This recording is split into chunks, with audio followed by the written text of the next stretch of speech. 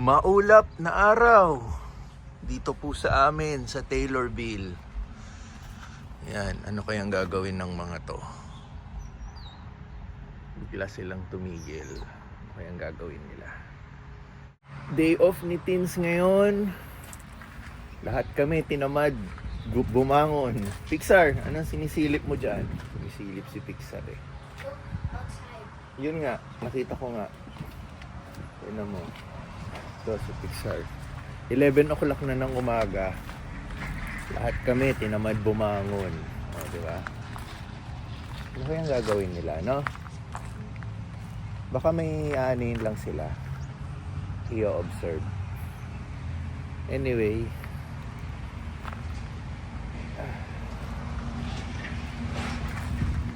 Ay, hindi tayo nakapag-check. 11 na eh. Kung may sulat or wala. May tinetest siguro sila sa lupa. Yan. Walang sulat. Ito nabili namin sa treasure hunt. Tapos nilagay ko rito, di ba? Para may label. Alam ng mga naghahatid ng packages. Diyan iwan. Uy, umaraw. Pero saglit lang. Magtatago ulit sa ulap. Sana wag lang umulan today. Ano gagawin natin ngayon, ha? Anong pwedeng gawin sa day off? Do you want to go to... Ano? Walang maisip. Isip tayo. Teka, saan ba ang ating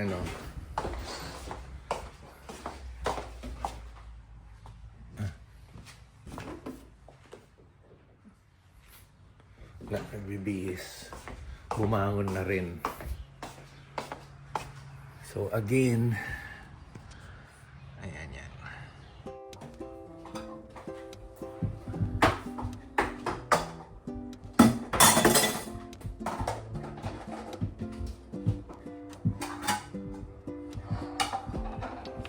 Okay, brunch kami dahil late na lahat gumising.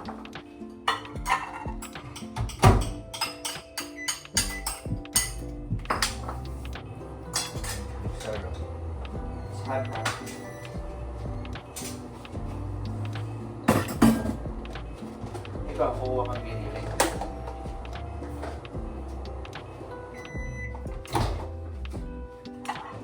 Ito, sinasabi ko kagabi, Try. Initing ko. Sinubukan ko to kagabi habang nagdo-DoorDash. Bumili ako ng strawberry cream pie ng McDonald's. Yan. Tapos binilang ko ng extra seatings. Si Pixar kasi hindi mahilig sa ganito pero pwede niyan tikman. Initin natin.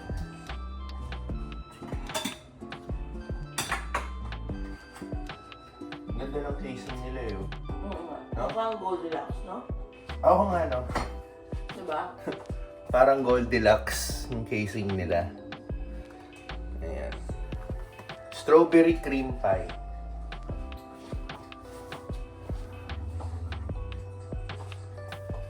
Ano rin to nasa almost $3 isa. 15 seconds, no? Sige, initin niya na yung doble.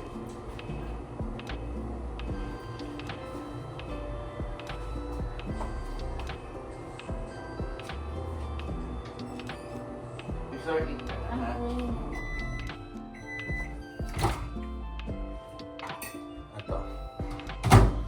Ito yung tsura niya.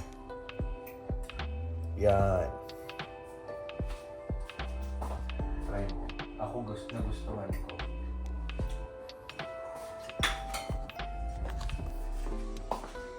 Ito. Ito yung food. Gumawa si Tins ng egg spread niya. Tapos bagel. So ito, pinapatikim natin yung strawberries and cream. Ano? Okay lang. Okay lang? Parang cream cheese at saka... May cream cheese nga, tsaka strawberry. Di ba? Ah. Pixar naman, pork giniling. Yan. Akin, ito lang ang aking kakainin muna. Sobra-sobra na yung mga pagkain namin for the past few days. Mag-aano ako. Apple cider lang muna for lunch. Mamaya na tayo lalamon ulit. Ano? Sarap? Strawberries? Oo, naubos na. Look at, I have a cinnamon. Wow. Main game ni Pixar. Roblox ba yan? Yeah. Adopt me ka ba ulit? Ano ba yan? Ano bang difference ni Adopt Me at ni Roblox? Part si Adopt Me ng Roblox. Okay. Para siyang isa sa mga Game within the game. Yes. Okay, alam na namin ang aming gagawin. Mag-a-apply si Teens ng Real ID. Siya naman. Para productive naman ang day off. Yung time na nag-apply kami ng lisensya, alam ko nag-apply na si Teens ng Real ID, pero yung ipinadalang, di ba? Pero yung ipinadalang physical card, hindi pa Real ID, wala pang star. Kaya ngayon, nag-apply siya. Yung time na nag-apply kasi kami ni Pixar, may pasok si Teens noon. So ngayon, turn niya naman. Tsaka, okay lang din sa kanyang mag-apply ulit ng Real ID kasi Toward McAdam Drive. wag na nga natin ano to. Ayan. Tingnan mo si Teens. Pakita ka dito. Yan o, di ba? Nakaayos talaga. Yung time kasi na kinuhanan siya ng lisensya, ilang picture sa lisensya niya, bagong gising siya noon, tsaka Isa kayo. masama pakiramdam niya yon yung time na yon. Kaya yung picture niya so-so lang. Ngayon, gusto niyang maganda ang kanyang appearance sa card. Kaya yan, nag-ayos talaga siya.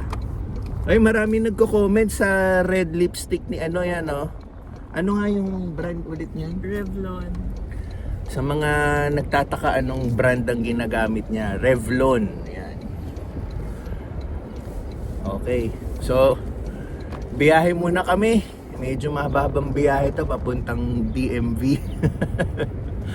Okay, sige.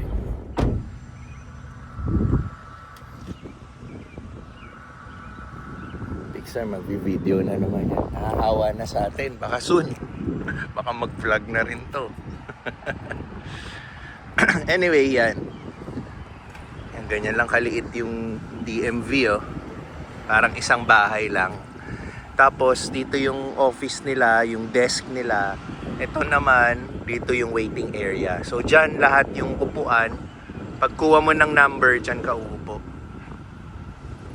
So, ito, residential na to. Siya nga pala, yung nag-driving exam kami, yung actual, so, sasakay ka rito. Dito kami pinadrive. Da-drive ka rito all the way dito sa residential area. Yan. Tapos dito na kami pinaikot-ikot. Dito na sinubukan ng aming driving skills at sa awa ng Diyos, pumasa naman kami. 4K and 60 FPS. Mas maganda, oh yeah, maganda ang 4K 60 quality, di ba? 4K 60, yun nga lang, kukuha ng malaking memory. Ang sinasabi ko yung quality ng video pag nagre-record. So yun, di natin alam kung Pixar, tanongin kaya natin si Mami yung number niya, no? Kung gaano katagal.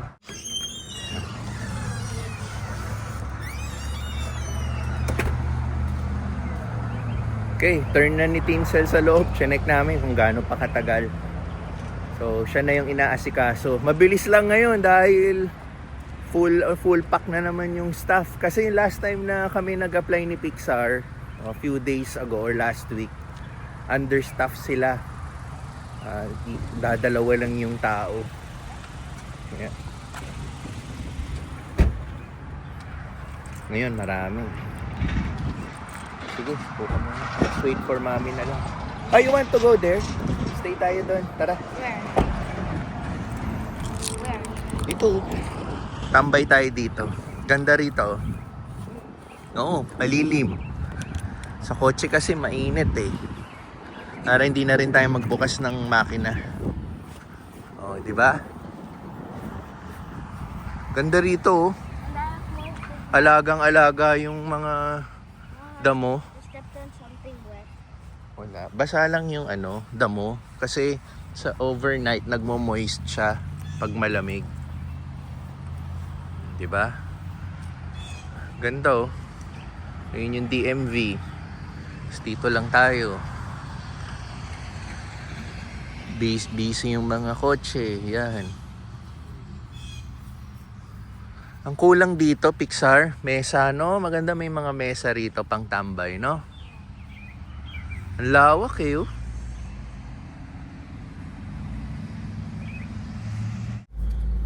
Okay, habang inaantay natin si Teens matapos ang kanyang pagkuha ng ID. Kumuha na rin daw siya ng state ID. Sayang daw yung ayos niya. Anyway, ano lang naman, $5 each, no? May nag-comment nga ho dun sa last vlog natin na iba-iba rin ang presyo, no, sa bawat state ng pagkuha ng driver's license, real ID, state ID. Yung iba $30. Yung sa amin po, yung una po kaming kumuha ng driver's license ni Teens, $30 din po. Siguro kaya mas cheaper na ngayon kasi parang same function lang naman din po yung kinuha nating real ID, di ba? Nalagyan lang siya ng star and anong tawag doon? Yun nga, nadagdagan lang siya ng isang function. Kaya siguro $5 na lang po yung naging fee namin. Pero siguro kung first time ka kukuha, $30 din po talaga. So tapos na si Done ka na? Tapos na? Yes. Ayun, tapos na. So mag-shoutout muna tayo. Ay, hindi. Mag-update ako ng news. Pero go Sige, shoutout muna tayo. Kay Ice-T Ding Lasan. Pa-shoutout daw sa kanyang daughter na si Dana Clarice at ang kanyang mother-in-law na nagbabakasyon ngayon sa California. From your daddy, mommy, and ate Denise. Yan, shoutout. From Kayun Sat. Congratulations dahil na-promote ka daw as team leader after 5 years. Yan. Congratulations sa'yo. Papa-shoutout siya. Francis Mercado of Pangasinan. Eto, sina Teens from Pangasinan. Ano to? Dagupan? Lingayen. Taga Lingayen. Francis Mercado of Pangasinan. Nag-aantay daw ng kanilang PD na mag-current. Yun, sana mag-current na yung PD nyo. At belated happy birthday, last May 19. Yan. Si Jewel of Arizona. Sabi niya kamukha ko raw si Lito Pimentel. Kilala mo si Lito Pimentel? Hindi. Kamukha niya si Lee Min Ho. Si Lito Pimentel, kasi siya yung araw, okay din naman. Gwapo rin naman, di ba? Gwapo naman si Lito Pimentel. Yung araw Gwapo ka doon. wag yung ngayon. Kasi mas matanda naman sa akin si Lito Pimentel eh. Ayan. Anyway, salamat Jewel of Arizona. And last, si Paul. Shoutout daw kay Vesey, Lima, and Olson at ang kanyang family sa Oregon, Washington, and Nevada. Yun. Maraming salamat sa mga nagpapa-shoutout. Okay. So, kapag babae ka nag-a-apply ng lisensya, hihingi ka ng marriage certificate, hindi enough yung mga documents na okay. pinagdala mo. Okay, sige. I-update tayo sa mga viewers. Okay. So, andali. Si Teens na lang yung... Sorry, uulitin ni Teens yung sinabi niya. Okay. Ayan. Okay, may update si Teens sa inyo sa kanyang pag-apply ng State ID at and license. Real ID Real na ID. driver's license. So, sabi niya kasi, ang kailangan dalhin lang is yung proof of... Okay. Sige, ako muna. Sige. Yung nag-apply kasi ako, last vlog lang. Nag-apply kasi ako, ang hiningi lang sa akin is Social Security card. Kasi nandun yung Social Security number mo. Yung current driver's license ko na wala pang star, which is yun yung real ID.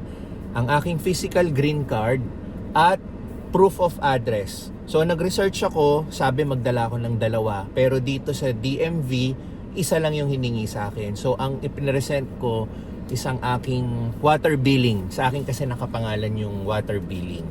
So, yun din yung sinabi ko kay Teens, yun na lang ang dalin niyang requirements. Pero, marami pang hiningi pa pala sa kanya, which is, the floor is Yan. yours. So, nung dinala ko na yung mga sinabi niya, maya-maya, hinahanapan ako ng proof, ng parang way to show. Kasi yung, di ba yung married name ko versus yung maiden name. So, gusto nila humanap ng proof na paano ba nila na-arrive yung ID kong yon, bakit ka naging tan or something. So, kailangan nila ng proof. So, nung hinanapan nila ako ng marriage license, Pero in the first place, yung kumuha tayo ng license, may marriage, hindi naman nila hinanapan. Okay. Meron din. So wala silang record ng Wala marriage silang, gusto certificate? nilang hanapin ulit. So, kaya ako hinanapan ng marriage certificate para ma-prove na Fernandez yung last name ko. Yung maiden name ko. Para kung paano nag-originate. Tapos, yung bayad pala sa state ID ay $20, $5 sa real ID. Pero kay Pixar, yung state ID niya, $5 lang. Dahil ba minor? Siguro. So yun, $20 yung state ID kay Teen, samantalang kay Pixar, $5 lang, di ba? Ang laki ng difference. Pero $5 lang yung real ID na driver's license, which is same din yung siningil sa akin. And guys, pwede mag-smile dito sa mapakita ko. Sa Pilipinas, bawal ngumiti eh. Eto. Tignan nyo, magkaiba. Yung isa nakasmile, yung isa may ngipin, yung isa wala. Sa Pilipinas, bawal. Kaya tinanong ko, pwede bang mag-smile na may ngipin? Pwede Ay, wala daw. akong lisensya. Hindi ko dala yung So, lisensya. naganon ako. Sa Pilipinas, pag magpapalisensya ka, bawal nakangiti, bawal labas ipin, no?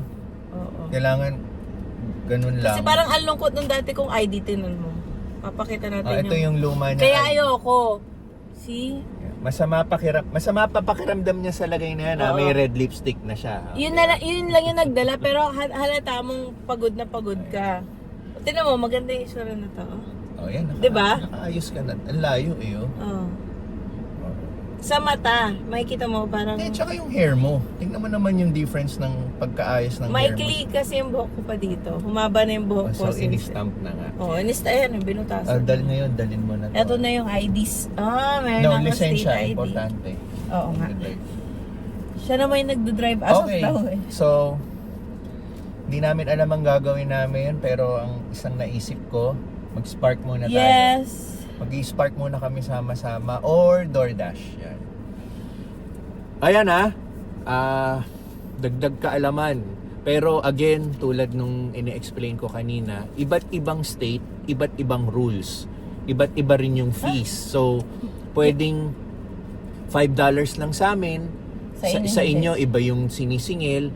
Tapos yung mga hininging requirements kay Tinsel, pwedeng iba rin yung hingin na requirements sa inyo. Yung expiry. Depende sa state. Kaya ang advice ko lang, mas maganda na lang siguro dalhin nyo na lang lahat ng mga papeles nyo pag pumunta kayo ng DMV para hindi kayo pabalik-balik, 'di ba? At least ready na yung sandata nyo, 'di ba? Add on, yung expiry ng driver's license ay 4 years, ang state ID 5 years. Okay. Dito sa Illinois, Sa Illinois. again, Oo. disclaimer lagi, amin. sinishare namin yung information na to sa state of Illinois. Pwedeng maiba sa ibang mga states. So, hindi yung sinabi naming 4 years ang driver's license. Yun Hindi na po yun. ako sure kung ganun din sa California, sa New York, ganun. So, sinishare lang po namin yung mga na-experience namin dito at kung ano yung mga nakikita naming information, diba? So, okay, spark muna kami and DoorDash yan. DoorDash time. Kasama natin si Teens at si Pixar. Yan, para may magawa sila. I'll be right there 1 second, hon. This one and this one. Yep, the pizza and Alright. there you are. Thank you. You're welcome. Have a good day. Ito ang kasama natin mag-DoorDash in support. Yes. Pixar. Ito si Teens. Okay, deliver na natin. Spark naman tayo. Pharmacy pickup lang tayo. May sariling pila rin sa pharmacy para sa Spark drivers, kaya hindi ka napipila sa mga umorder ng gamot. So ito na yun, sasabihin mo lang yung code, tapos iaabot na sa'yo. So mabilis lang. Ito yung mga mabibilis, gawa pick up na lang. Hindi ka na mag-grocery. Pero again, syempre, pipiliin mo pa rin yung magandang offer sa'yo, no? So, yan, hatid ulit natin to. So, nakapag-DoorDash tayo, nakapag-Spark tayo. Yan, kasama pa rin natin si Teens at si Pixar. Nagbaon naman sila ng mga snacks nila, kaya hindi sila na-board. Yun nga lang, nandito sila sa kotse, nakatambay. Naka-aircon pa. This one. Okay. Dito natin ihatid yung gamot to. Assisted living.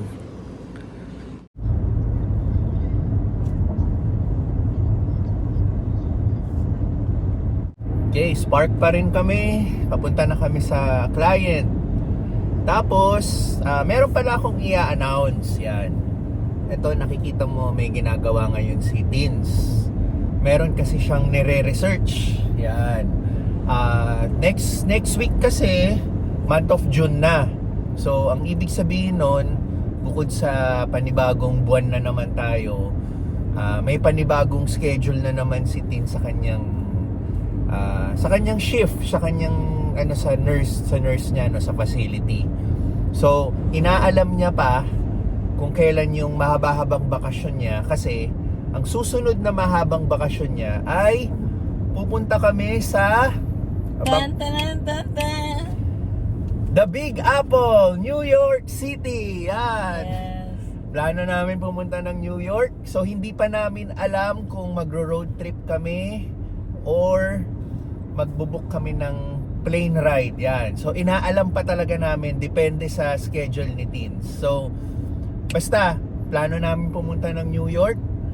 Marami na naman tayong vlogs about that. Samahan nyo kami sa aming mga travels. Nagiging travel vlog na yung vlog natin, ha. Pero anyway, at least kasama nyo kami sa aming mga travels before at sa mga travels pa na susunod. So ayun, imarka na natin sa kalendaryo sa June. The month of June. Hindi lang namin pa alam kung kailan, kasi kailangan pang i-confirm ni Teens yung magiging schedule niya. Naghahanap siya ng mahaba-habang off at pupunta kami sa The Big Apple. Yan, the city that never sleeps. Yan. Dati akala ko Las Vegas eh.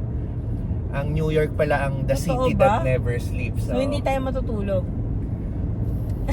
Corny. Anyway, ayun, New York. New York. Yan, mapapakanta tayo ng Chocolate. sino nga kumanta nun? Alice. Sino kumanta nun? Ewan ko. Sino ba? Si Alicia Keys. Alicia Keys. Alicia Keys. Yan. So New York. Kita-kits tayo New York. First time namin lahat sa New York.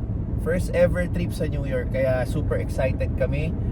Pero yun nga, alamin muna natin yung magiging schedule ni Teens. Depende yan kung kailan sa June. DoorDash pa rin sa gabi. Tuloy-tuloy pa rin tayo. Sila Teens at Pixar nandun na sa bahay.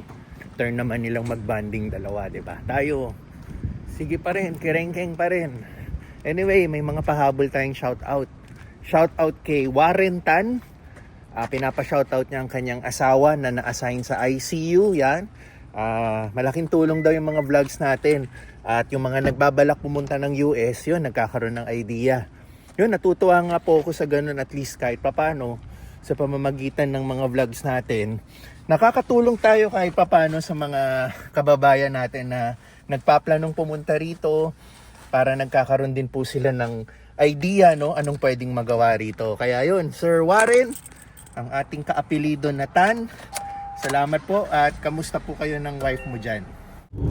Sunod na shoutout kay Strawberry Elephant. Yan, pareho daw kami ng sitwasyon. May isa siyang anak na lalaki at ang asawa niya is nurse.